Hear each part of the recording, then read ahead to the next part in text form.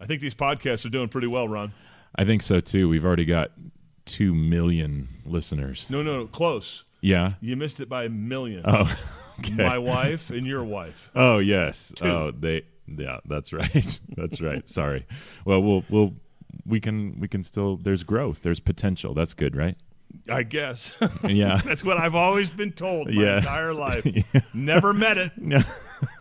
That is actually one of the most unsettling sorts of, oh, you've got so much potential, which always just kind of indirectly means, and you're not living up to it. Yes, exactly. That's a rough one. So you got a disc jockey who has no talent but sitting in a chair playing records, and the talent comes from the pastor. Oh, man. Pastor Ron. I don't know about that. That's just yeah.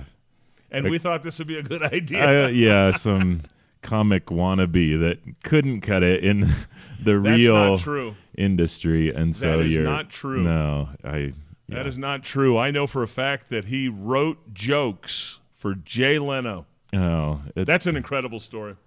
It was a huge, exciting blessing, and it was so much fun. But I was way over my head.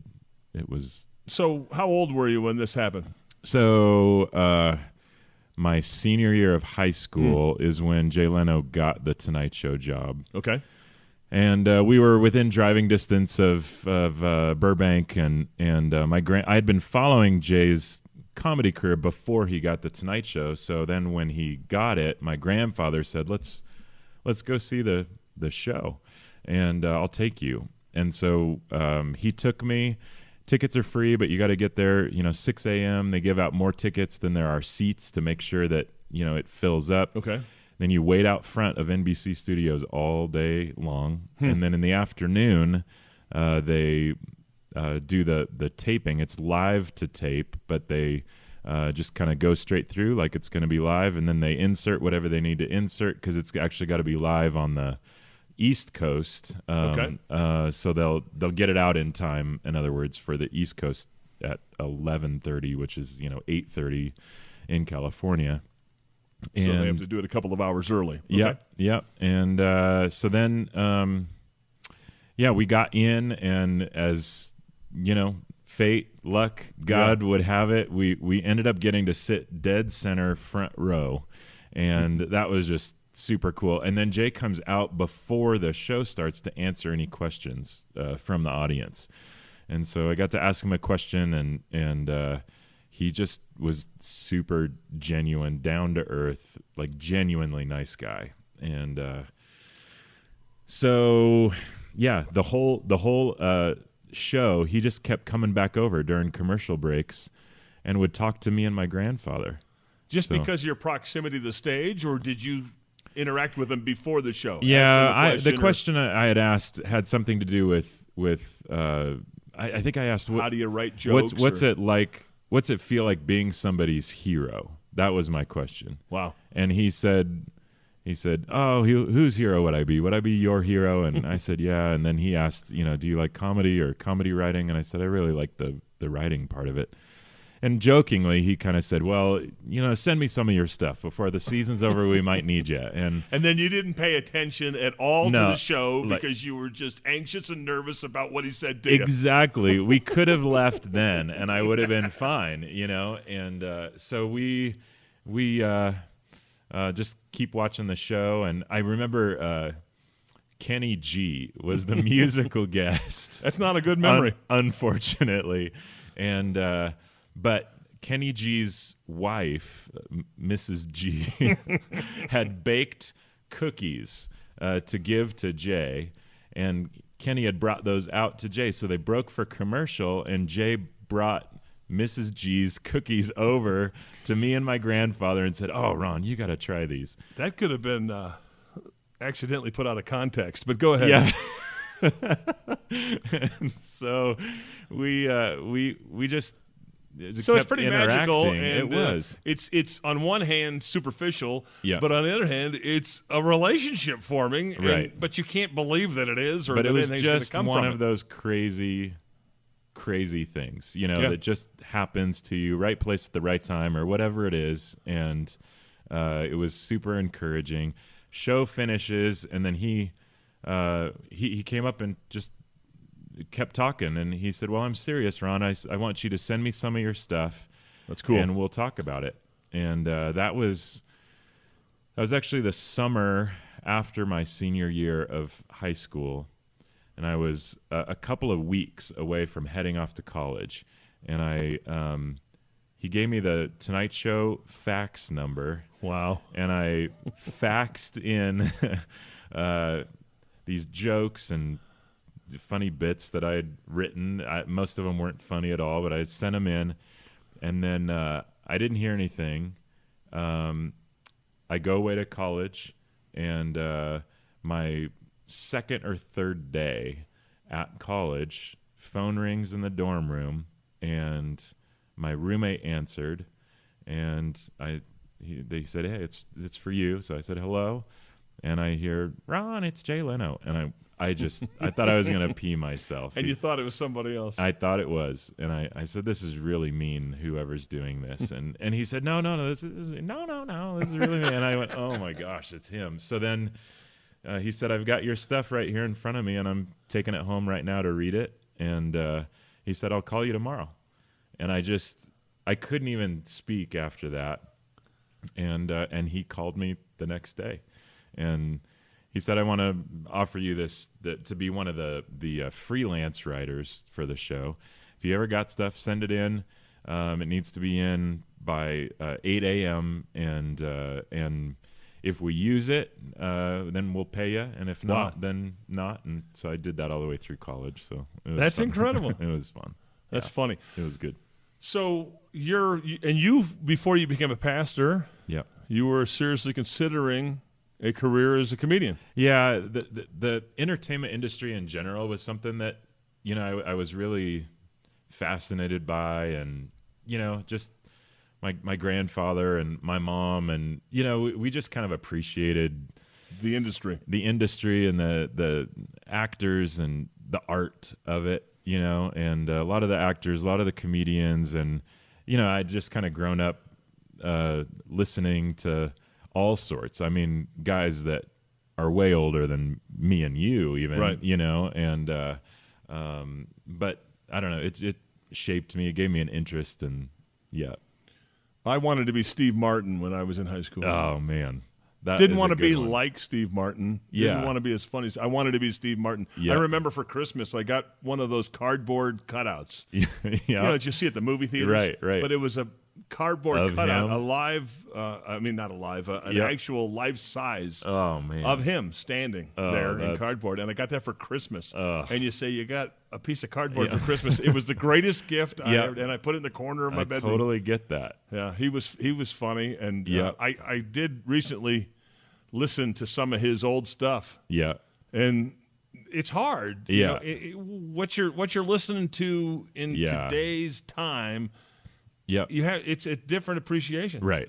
He was so quick and so witty, and you listen to him today, and it's like a snooze fest. Right. Yeah. Not to put him down. I'm not a No. I'm a comedy critic. Right. But it's just interesting how things change. It is. Yeah. The what is funny, I think, stays the same. Yeah. But the style and the delivery and all of that really changes kind of generation to generation. And so I just saw an article. It's an old article online from Rolling Stone, the top 50 comedians. Oh, okay. Yep.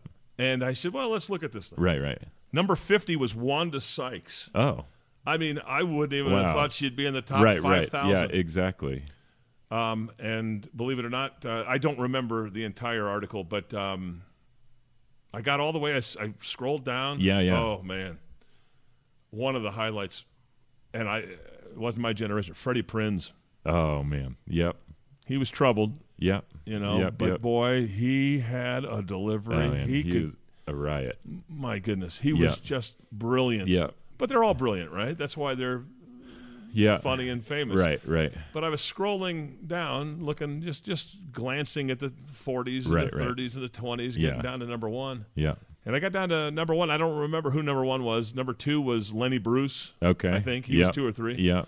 And I got all the way down, and I said, Seinfeld's not even on this list. Yeah, that's so weird. And then I backed up. He was at number 7. How is Seinfeld at number 7? Yeah. Yeah. Maybe he's not the funniest, but boy, if he's not the Right. most impactful. Right, exactly. And maybe that's I'm wondering what the criteria was, because that's a big deal. Everybody's got their favorite, but some are certainly more influential or whatever. So, but I was I was raised on humor and that kind of stuff. Yeah. Around the house. Yeah. And then you learn about albums. I remember the first comedy album we ever bought was Steve Martin's "Comedy Isn't Pretty." Oh man. I mean, I can't remember anything of it. But my grandfather gave me one of Bob Newhart's albums, and I thought, man, I one speech class like in 10th grade. I mimicked his whole driving instructor thing, like word for word, and driving instructor. It was just so different and so unique. And again, I'm not a critic, so I don't really know what I speak, but just to use him as an example, there are comedians who are raunchy. Yeah. We all know this. Right. There are comedians who you just snot comes out of your nose, and spit comes out of your mouth, and you fall out of your chair funny. Yep. And then there are comedians, and I would put Bob Newhart in this. Right. Just clever. Yeah, super funny, clever. You giggle, you smile. Right. Yep. But his brain is just amazing. It's on a whole different platform. Yeah. And that was one of the things when Jay Leno for a while was just kind of giving me tips here and there, and I think this applies to a lot of life. He said, Ron, start watching comics that you love, but that you can see a little bit of yourself in. Oh, that's interesting. So, for example, I mean, it probably works in a lot of different avenues. With you, like Carrot Top. Yeah. Big, orange, curly hair. Exactly, wacky.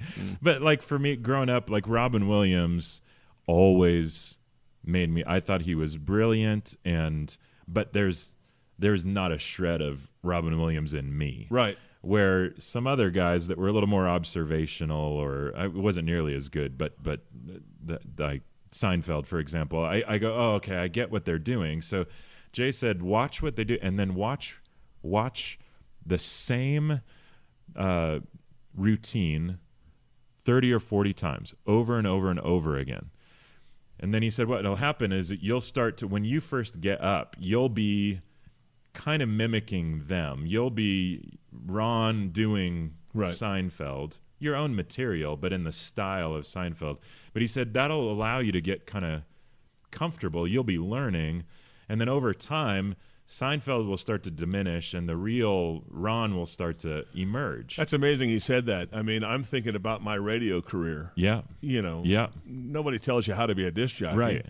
But you had guys that you were listening to and looking up to, right? So right? you're trying to be that guy. Yeah.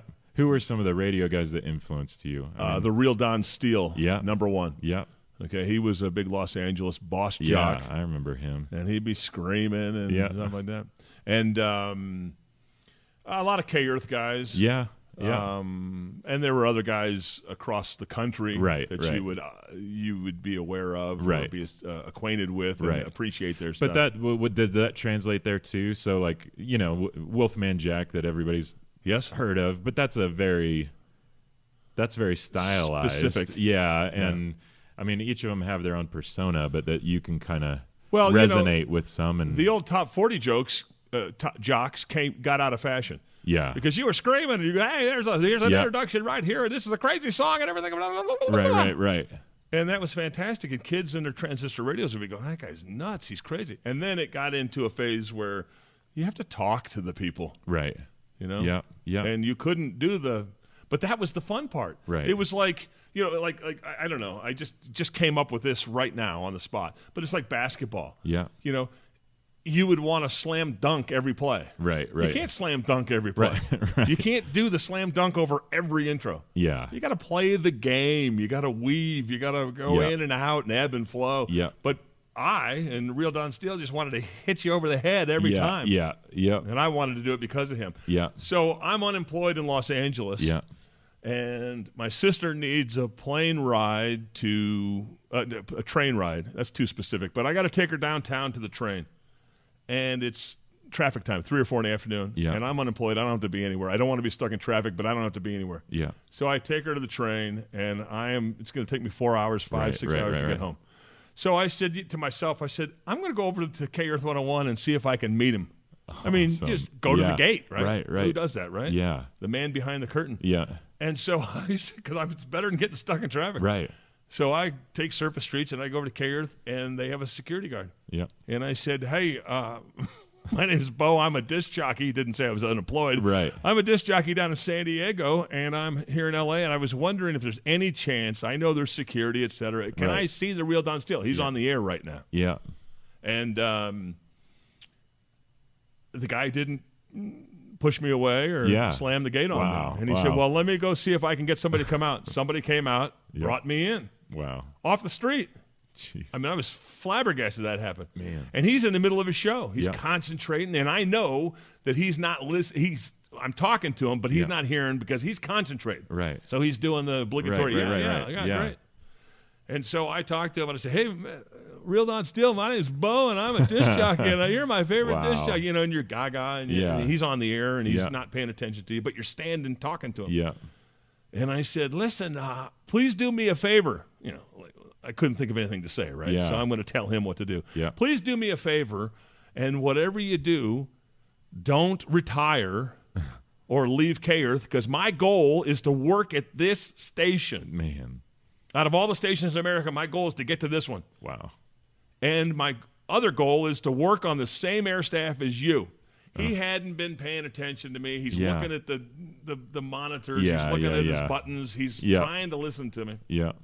And after I said that, he said, don't worry, baby. I'm either dying on the board or in the parking lot on the way to the board. And all my nerves just went away. And I said, I have an anecdote. Wow. I can tell that story for the rest of my life. Yeah. I said, well, thank you, real Don Steele. I appreciate the visit. And I turned around. I walked out. Wow. And I don't know. I don't know if it was 6 months, if it was a year. I don't know. He died of lung cancer. Wow. Never got to work with him, but I met him. But you ended up on the station. And I had that story forever. Yep. And then I did end up at that radio station. Yep. Gosh. But he was gone by That's, Yep. Yeah. Well, you had talked to a little bit about on one of the first episodes, just your dad being early forerunner in radio and real pioneer and super influential, and in the Radio Hall of Fame in Chicago. Yes. It's so special.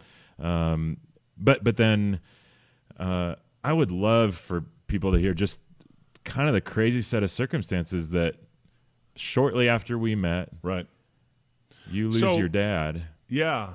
My dad lived to 80 years old. And in November of 2014, he was inducted into the National Radio Hall of Fame at a ceremony in Los Angeles. We were all there. Yeah. It was amazing. Yeah. Just amazing. And then St. Patrick's Day of 15, 2, 3, 4 months later, he passed at the age of 80. Had an incredible life. Yeah. Was an industry leader. Yeah. And I was trying to cope with that. Right. You know, and you'd have good days and bad days, and it was fresh. Yeah. And it was difficult, and there were times when I would not be able to sleep. Right. It's usual, right? People in those circumstances. Yeah. And so, because he was living in San Diego, and you're here in Prescott, and making trips back and forth and whatnot, and then after he passed, it's just you're trying to, it's just water that you have to wade. Exactly. And so you have good days and bad days, and in my case, I was it was midnight, 2 a.m. I couldn't sleep. I wasn't going to sleep. Yeah. I was just going to torture myself. Yeah. And I said, I'm going to get on the internet and just start searching his name. Now, I've done searches when he was alive. I've done searches all over the time. Right. And I wasn't expecting to find anything new. I was torturing myself. I was really torturing myself. I wanted to find anything. So I would search his name. I would search his on-air name. I would search everything. Yeah. And talking about, we mentioned the way God works in mysterious ways. Yeah.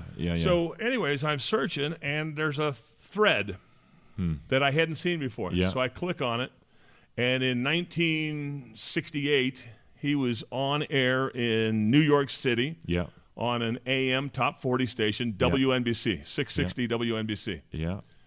And I was 4 years old. Anyways, Wow. so I'm searching and I see something, and it's the WNBC page or Wow. whatever, the reunion page or Yep. something. And there is a thread, and it says, "Do you know Jack Woods just recently passed?" And the next person on the thread says, "Yeah, and he was part of the reunion collection, Yeah. the audio collection, and you can get it at this link here." Wow. And so I clicked on it, Yeah. and it was about 4 hours long, and he was at the last 6 seconds, or Yeah. the last minute, Yeah. 60 seconds. Yeah. So I'm fast forwarding, don't want to miss him. I fast Right. forward, don't want to miss him. I fast forward, I get to him, and I finally get to him. From 1968. Now, he is in New York on a quote-unquote satellite, Right. and they have affiliates, Okay. the NBC affiliate. Yeah. And there is an affiliate in Prescott, Arizona, where I live. It's KYCA, 1450 AM. Wow. The oldest radio way station. back in 68. The oldest radio station in Prescott, and it's still on going today. Wow.